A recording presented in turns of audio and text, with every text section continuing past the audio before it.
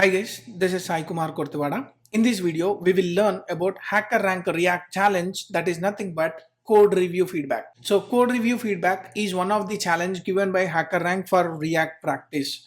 So I'll explain you how this code review feedback can be done in our React application from scratch. So let's try to understand this problem statement first. So let me go into another slide. So here you can see this is the problem given by Hackerrank.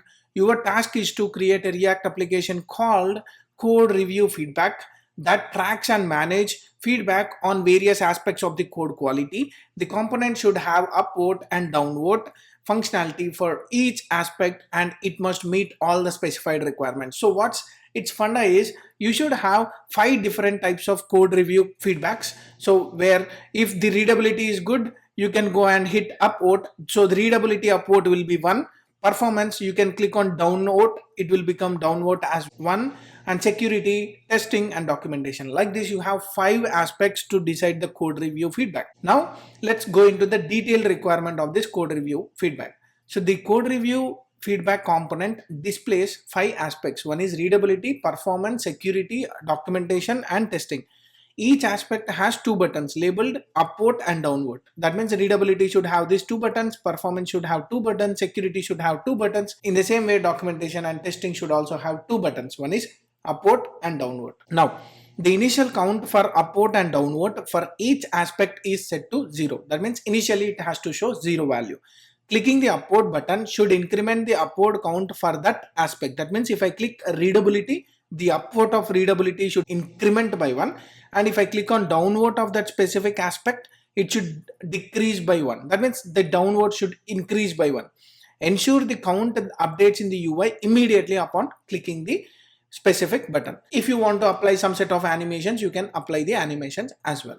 In Hackerrank, already the UI will be ready with us. So here I'm not concentrating on the UI. We will only concentrate on how to develop this specific component. Let me quickly jump into Visual Studio Code to write this specific code functionality.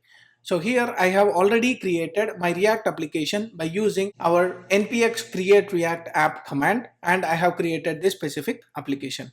Now what I want to do is I want to make sure to use our Bootstrap in this specific React application. So let me quickly jump into Visual Studio Code and get the CDN for our Bootstrap CSS. So here I went to 5.3 of Bootstrap. Here we have something called as a CDN, and that CDN links is for our CSS and JavaScript. Here I don't want to use any of the JavaScript logic of Bootstrap. I want to only go with CSS of this specific Bootstrap. So what I can do is I can copy this specific link which is given by the CDN, which only works for our Bootstrap CSS. So what I'll do is I'll go here into our index.html and let me put it here. So now our application has a CDN of Bootstrap, hence I can use the Bootstrap in our application. So what I'll do is I'll just remove this and then I'll remove this class name. Let's try whether our Bootstrap has been installed or working properly in our React application. So let me go with button, and the button will have a type as button, or you can even not use that because by default it goes to type as button. And now what I'll do is I have a button where I want to use a class name. So let me use class name which is btn-primary, and this is something like upvote. Let me use something like upvote just for testing purpose. Let me go here. It is running at localhost 3000 and you are able to see that specific button called as upvote. What I want to do is I want to create 5 specific upvotes, downvotes and that aspect of code review. So what I'll do is I'll go into the Bootstrap and let me get the card. So let me get the card logic. So let me go here and just copy this card logic and use it here.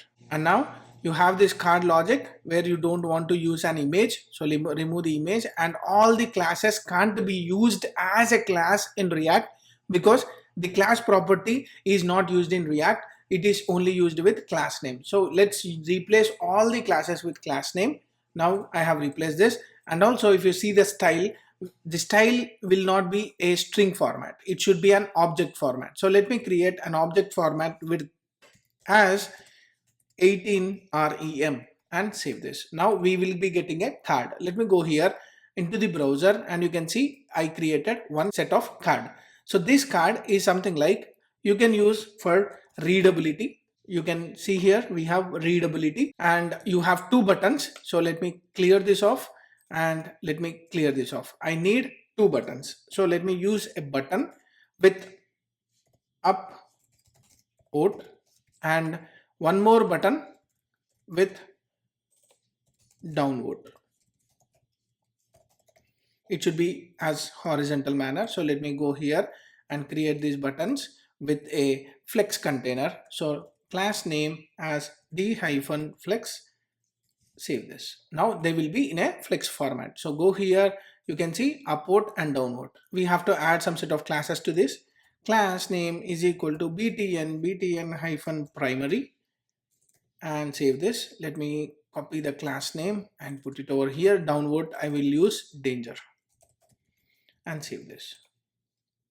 Now I have created upward and downward. I want to show these labels. Along with that, I want to give some set of space in BSP save.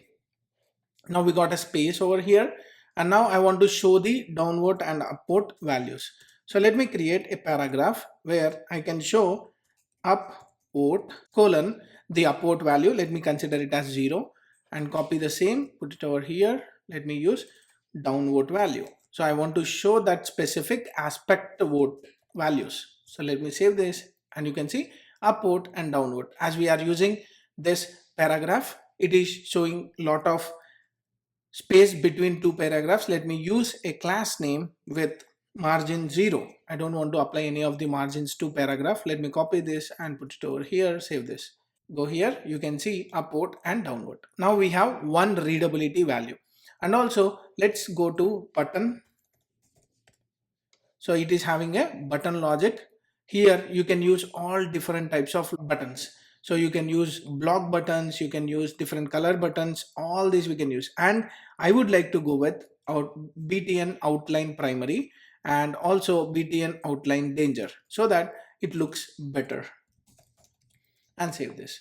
And also let me make this upward and downward as a strong elements so that it looks bold. So let me use strong and cut this, paste here, save this. Now go here to the browser. Yes, we are good with upward and downward. Now we want to have 5 different aspects in our code review format. So for that code review, I don't want to repeat this logic always. For example, if I have 5 today, I may be having 10 aspects tomorrow. We have to write our code in a easy manner so that we can extend this specific functionality in a easy manner. So I don't want to hard code any of this value. So for that sake, we should have a specific logic which will perform some set of looping strategies. Why I'm saying looping is, in this, if you see, all the cards are looking in the same fashion and same functionality, but the count values may vary from one aspect to other aspect. So I will try to create a particular array, and that array should help us to loop our value and also to update the value of that specific component. So before doing that, he also mentioned that we should have a feedback component. You can see here code review feedback component. So we have to create a component with this name. So let me go here and create a component, nothing but code review feedback dot JS. So this is my code review feedback component. I can use RFCE and hit enter. Now I got this code review feedback. Let me copy whole logic whatever we wrote for this card. Cut this and put it over here. Now I want to use this code review feedback over here as a component. So I'm injecting one component into another component. Let me hit the save. Now this code review feedback will have all the logic related to our code review feedback. So let me create all the aspects to loop this specific cards. So what I'll do is I'll create const a state, that is nothing but list of state, and set list. This will have a default values. So use state of, I will be giving an array, and this array should have set of objects. As of now we have 5 aspects. So each object is considered as one aspect. Let me give a label for this, and the label is readability. First one is readability, and it should have a key value that is like an ID which is unique for each other. So let me use ID as one, and also let me use some other functional properties like upvote, which is 0 by default, and downvote, which is 0 by default. So this is how you have to understand your problem. So we have a problem, we are trying to solve that problem without hard coding in React application. So this whole state you have to think, and you have to make sure your object or the JSON whatever you are creating, it should be applicable, and even if you want to extend this application, you should be able to extend that. So that way we have to create our own architecture. So let me go here and create our labels. So let me copy this and put it over here. I'll use something like another aspect called as performance. So let me use this as performance, and then the key one is 2, and then let me use 0 and 0. So let me copy the same thing and put it over here. Now I can use something called as security, which is having a key of 3 and 0 0. So let me copy the same thing here. And what is the next one? Performance, and security is done. Now documentation and testing. Let me use documentation, and this key is something like 4, and let me copy the same thing. Let me use for testing. So now this ID is 5. So I'm maintaining all the unique keys, and in the future, if you want to extend this, just create one more object for your code review feedback if you want to add any of the aspect into this code review. So it is very simple now. So what we'll do is, let me minimize this. Now we have 4 properties. One is label to showcase the label, and key, which is a unique identifier. Upvote and downvote is something like which will maintain its own count for that specific aspect. So let me go here. I'll use this list for looping. So let me use a looping. I want to loop whole card now. So what I'll do, list question mark, or it will be by default you will have the values. So let me use a map, and now let me get each aspect along with its index, and now let me use arrow function. This has to return whole card whatever we want. So let me go here, cut this and put it over here. Now let me format, and whenever you are looping this, you will be having one warning which is shown in the UI. So let me go to the browser. Now you have readability, which is a constant because I didn't updated any of the code with the dynamic values. So let me inspect this and go to the console. Now you are seeing a warning like you should have a unique key prop whenever you are looping. I have already explained how to use our list in our React application in my playlist. Please check out that entire fundamental playlist of this React. You will understand in a better way. So let me go here and add a property called as key, which should receive a unique value, and I have that unique value in my aspect. Aspect.key will have a unique value, and this is nothing but aspect.label, and this is upward button. It will be an upward button always, and this should be the count. So what is the count? Aspect.upvote, and this is another count called as downvote, aspect.downvote.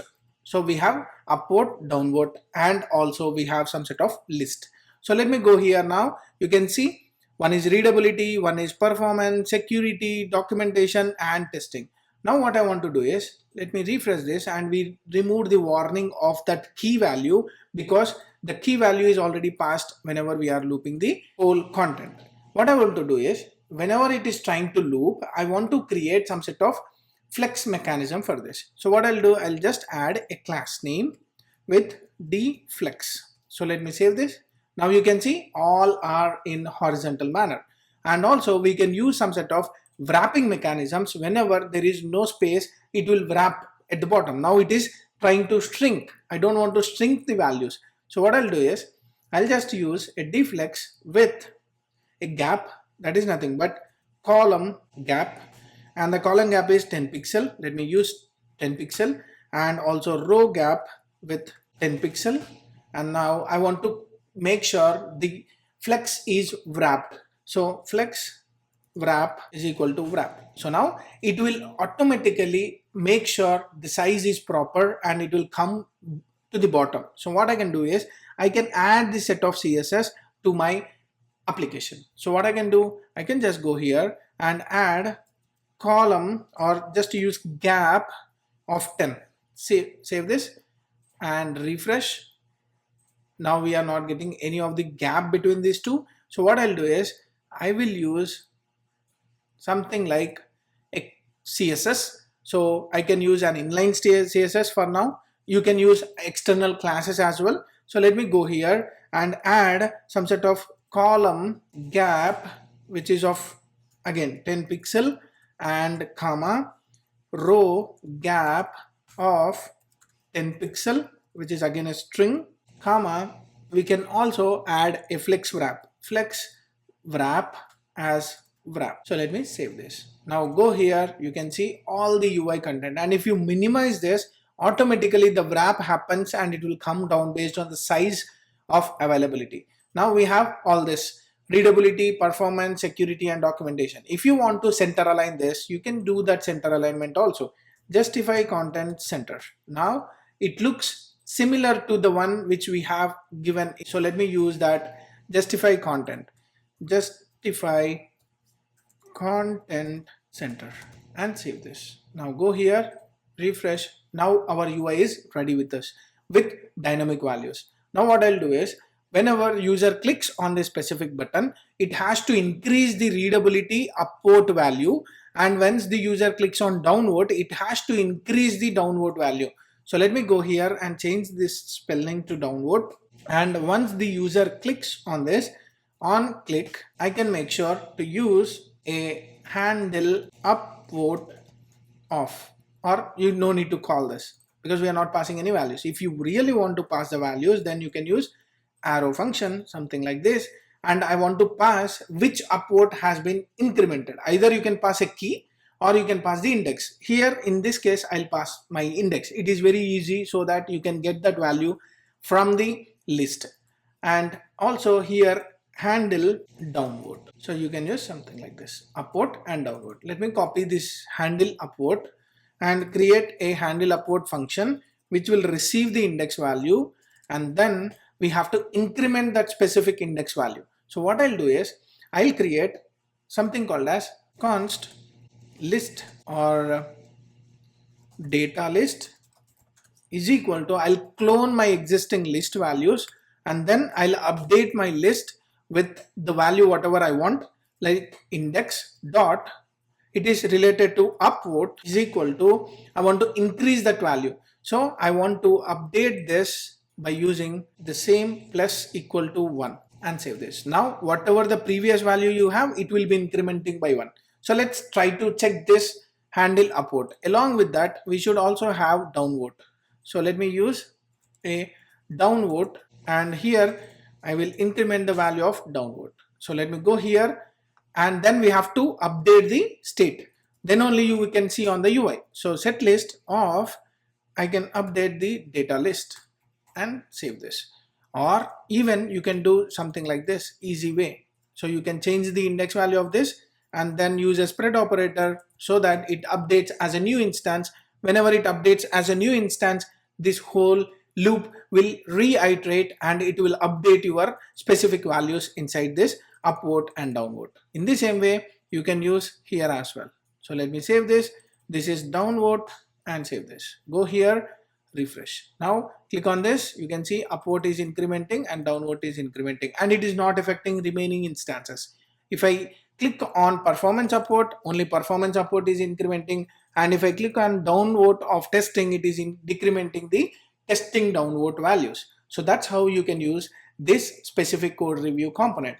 Now if you observe, both looks the same way, just this specific downward and upward is getting changed. So what I'll do is, instead of using two different methods for same logic, I want to avoid that duplication.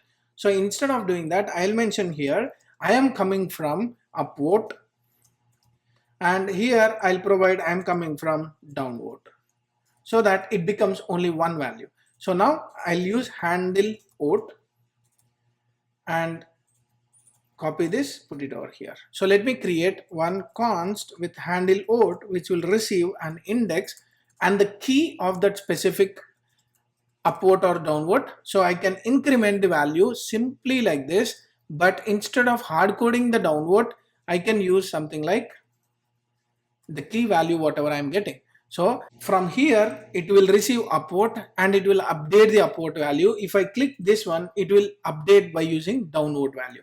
So no need of this duplicated code. So let me remove these two functions. We have only two functions. One is for updating the vote and one is for updating the list. So let me save this and go here. Now let me refresh. You can see the downvote and output are incrementing as expected. So that's how you can work on your code review feedback component in React. And if you observe here, what are the points which we learned in this challenge? The points are very simple. So whenever you want to inject one component into another component, you can import the component and inject the component in this way. So we learned how to inject one component into another component. And the second thing is we have created our own specific JSON which suits for our problem solving, and we have created a state for that. So whenever there is an update on a specific value, the state will get updated, and once the state gets updated, it will show on the UI by using this listing.